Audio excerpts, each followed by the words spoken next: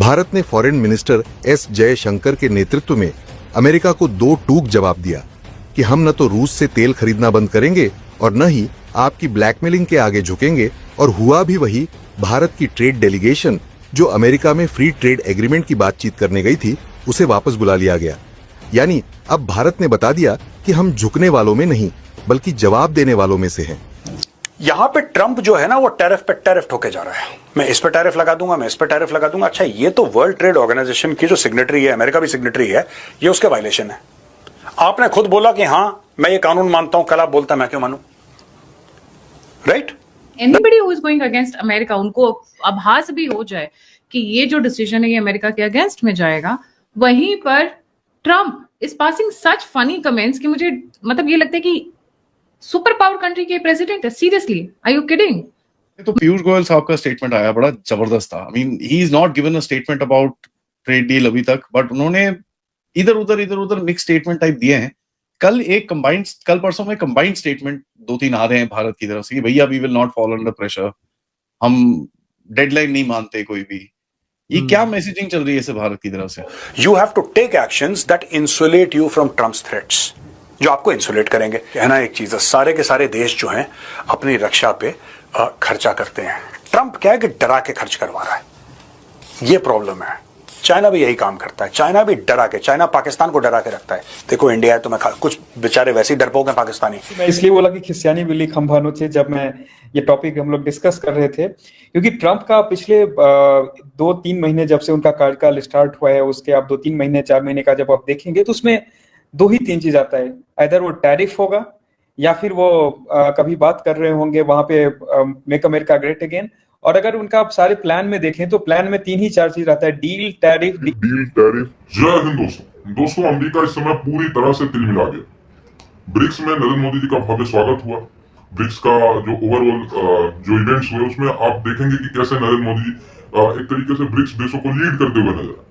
हालांकि ब्रिक्स में बहुत इंपॉर्टेंट कंट्रीज है, क्योंकि जिनपिंग और पुतिन नहीं आए तो नरेंद्र मोदी जी की अहमियत यहाँ पे बढ़ गई। और उधर से ट्रंप ने ये थ्रेट किया ब्रिक्स नेशन को कि भाई जो ब्रिक्स में इन्वॉल्व रहेगा और ब्रिक्स अमेरिका के खिलाफ अगर एक्शन लेता है या कुछ उनके खिलाफ घेराबंदी का प्लान बनाता है, जैसे डी-डॉलराइजेशन और सब, तो 15% या 10% एक्स्ट्रा टैरिफ लगाएंगे। इससे पहले अमेरिका थ्रेट कर चुका है भारत को कि 500% एक्स्ट्रा टैरिफ लगाएंगे।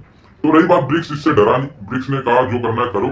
ब्रिक्स ने डी-डॉलराइजेशन की बात की, ब्रिक्स करेंसी की बात की। अमेरिका के द्वारा लगाए जा रहे फालतू के ये टैरिफ वॉर का भी जवाब ब्रिक्स ने दिया। इसके बाद भारत ने भी व्यक्तिगत स्तर पे WTO में ले जाके जो 500% का थ्रेट कर रहे थे डोनाल्ड ट्रंप और अमेरिका, उसके बारे में भी WTO यानी वर्ल्ड ट्रेड ऑर्गेनाइजेशन जो व्यापार को लेकर सर्वोच्च बॉडी है, उसमें दलील थी कि भाई अगर अमेरिका 500% हम पे टैक्स लगाएगा तो हम भी 724 मिलियन US डॉलर रिकवर करने के लिए अमेरिका पे और ज्यादा फिर उनके सामानों पे टैक्स लगाएंगे।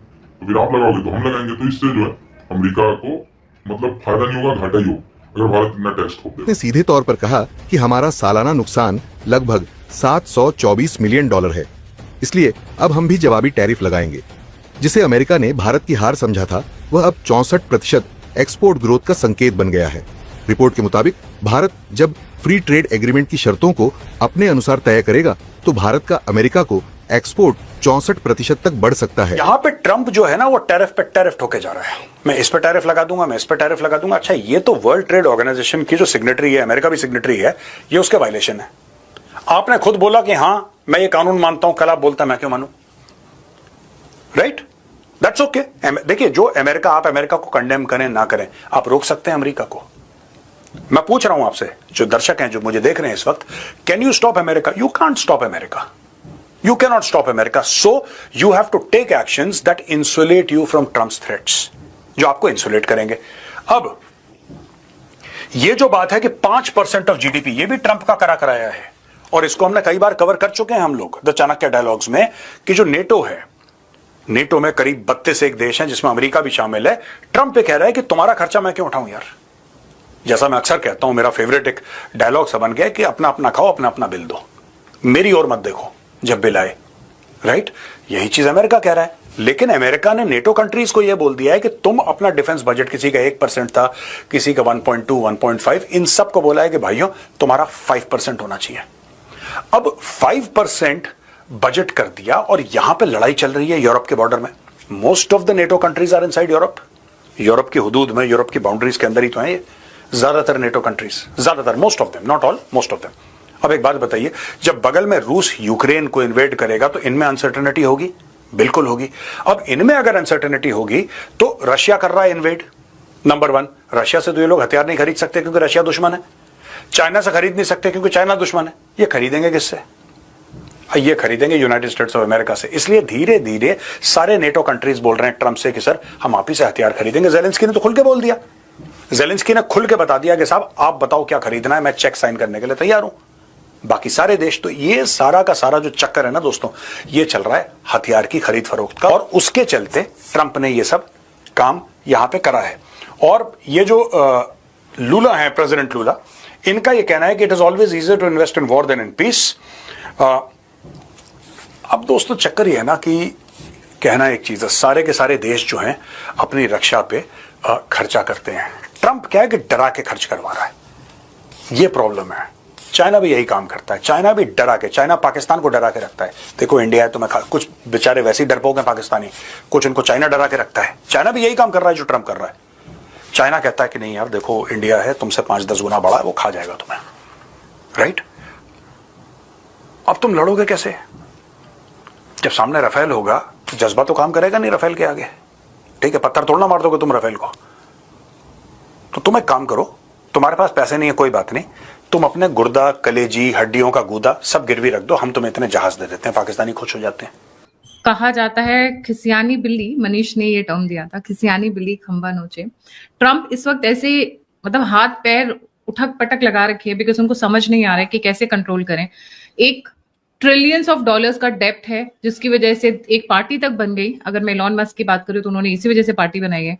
क्या डोनाल्ड ट्रंप और इलॉन मस्क पीछे गेम खेल रहे हैं दुनिया को बेवकूफ बनाकर, या फिर दोनों सच्ची में दुश्मन बन गए हैं? वो समय के साथ पता चलेगा, but looks like currently he is trying to manage the financials and anybody who is going against America, उनको आभास भी हो जाए कि ये जो डिसीजन है ये अमेरिका के अगेंस्ट में जाएगा।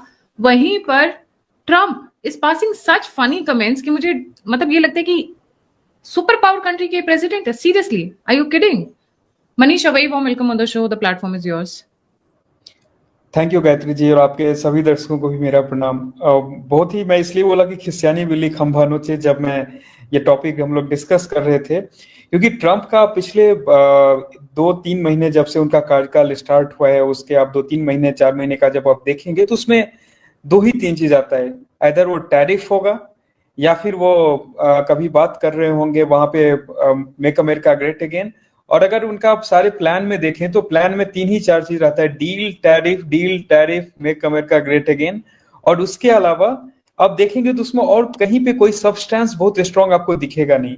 जब आप इस चीज को स्टडी करने का कोशिश कीजिए कि ऐसा क्यों है, ट्रंप कहाँ पे, पैनिक बटन कहाँ पे है ट्रंप का, तो पैनिक बटन बहुत सिंपल है गायत्री जी। वो ये है कि जब ट्रंप बोलते तो सिर्फ ट्रंप नहीं, जो उनके चेले चामुंडे जो बाकी हैं जिसको हम G7 बोलते हैं अभी, वो भी उसके साथ जुड़े हुए हैं।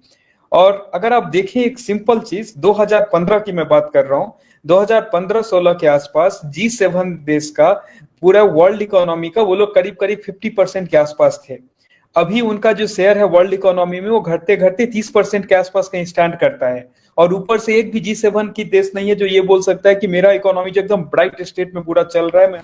दोस्तों, भारत नहीं चाहता कि अमेरिका के साथ कोई एस्केलेशन हो या ऐसी कोई ट्रेड डील में भारत फंसे, लेकिन अमेरिका कभी भारत, कभी ट्रंप ऐसी उल्टी सीधी बात कर देते हैं। कभी अमेरिका के कांग्रेसमैन कहते हैं कि भारत रूस से ऑयल खरीद रहा है तो हम जो है 500% टैक्स लगा देंगे। भाई, भारत को आपत्ति होती है तो भारत तो कोई एक्शन की बात नहीं करता कि अमेरिका पाकिस्तान को सपोर्ट कर रहा है, अमेरिका टर्की को सपोर्ट कर रहा है, या अमेरिका भारत के खिलाफ घेराबंदी इन द सेंस कि भारत के खिलाफ पाकिस्तान या ऐसे तत्वों को पैसे दे रहा है जो भारत में आतंकवाद करते हैं। भारत तो ऐसी चीजें नहीं कहता। अमेरिका खालिस्तान को समर्थन करता है, ठीक है, उनके खालिस्तान के जैसे पन्नू जैसे अमेरिका में है, पर अमेरिका कहता है नहीं। तो भारत को तो फिर ये सारे मुद्दे उठाना चाहिए ना। फिर भी भारत कहता है चलो यार कुछ सह लेंगे हम, कुछ तुम सहो, ठीक है, बातचीत होगी तभी रिश्ते अच्छे होंगे। लेकिन अमेरिका अलग ही, जब से डोनाल्ड ट्रंप आए तो अलग ही ताव में रह रहे हैं कि मतलब भारत को ऐसे कहेंगे तो भारत ऐसे हो जाएगा। भाई, वो वाला भारत नहीं है, ठीक है। वो मनमोहन सिंह जी से पहले या फिर अब ये नरेंद्र मोदी जी के आने से भारत काफी बदल चुका है, ठीक है। तो अमेरिका को समझना होगा भारत अपने फायदे के लिए, अपनी तेल की आपूर्ति के लिए रूस से भी तेल खरीदेगा, ईरान से भी तेल खरीदेगा, जिससे मर्जी भारत को सस्ता तेल मिलेगा उससे खरीदे। इसमें अमेरिका को कोई आपत्ति नहीं होनी चाहिए। जब अमेरिका अपने फायदे के लिए पाकिस्तान को सपोर्ट कर सकता है, तो भारत तो टेररिज्म को सपोर्ट नहीं कर रहा, बस तेल ही खरीद रहा। तो अमेरिका को ये चीज़ें समझनी चाहिए।